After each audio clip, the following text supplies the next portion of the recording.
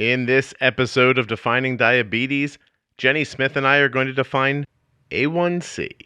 Please remember that nothing you hear on the Juicebox Podcast should be considered advice, medical or otherwise, and to always consult a physician before becoming bold with insulin or making any changes to your medical plan.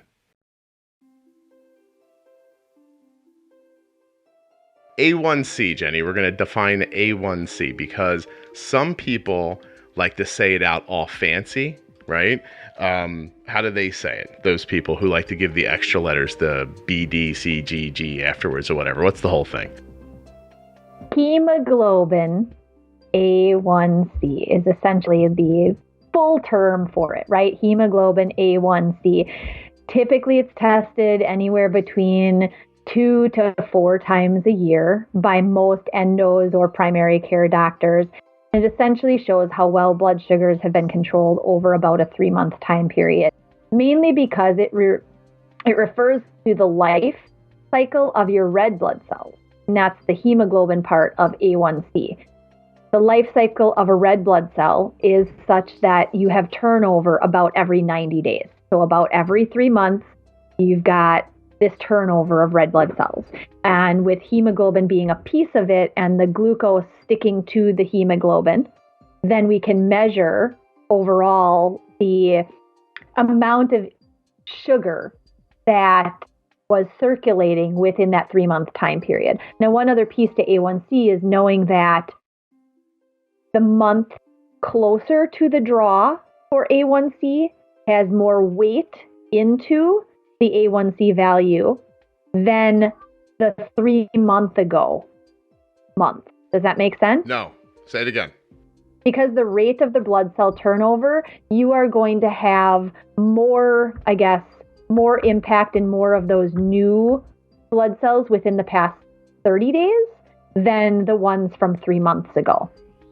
So many people say, well, I had an A1C done, 3 months ago, but in the past 3 or 4 weeks, I was in Italy on vacation eating all the pizzas in the whole entire country. I had a honeymoon or I had whatever. And man, my blood sugars were like all over the place. Well, it's probably not as indicative of an A1C then as it may have been over the course of a 3 month because this past month has been crazy, right?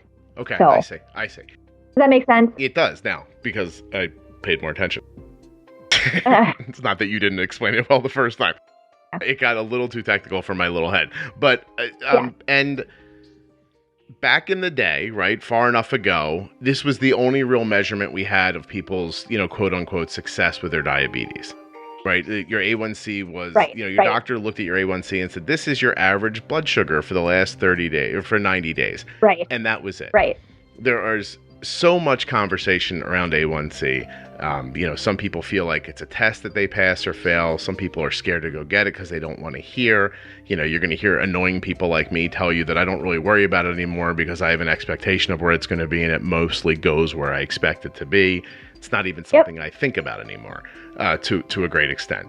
But there's more that goes to it. So as you're listening to this definitions, you're going to hear one about time and range and variability and things like that, and try to think of those all together. Defining Diabetes on the Juicebox Podcast is brought to you by Dexcom, Omnipod, and Dancing for Diabetes. There are links in the show notes and at juiceboxpodcast.com to all the wonderful sponsors. But if you want to find out more about getting a free, no-obligation demo of the Omnipod, you can go to myomnipod.com/juicebox. To get started on the Dexcom G6 continuous glucose monitor, dexcom.com/juicebox. And to learn about the good that's being done at Dancing for Diabetes, go to dancing4diabetes.com. Thanks for checking out Defining Diabetes. Come back every Friday as Jenny and I break down a new word or phrase that is impacting your life with type 1 diabetes. And since you're still here, I don't really say this very often, but you could follow me on Facebook or Instagram.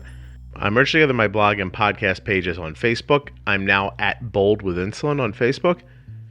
And Instagram, they won't let me merge them together. I would. The biggest, most active account is at Juicebox Podcast, but They're still at Arden's Day, and I started at Bold with Insulin, hoping that one day I'd be able to blend them all together. For now, though, I believe at Juicebox Podcast is the way to go on Instagram.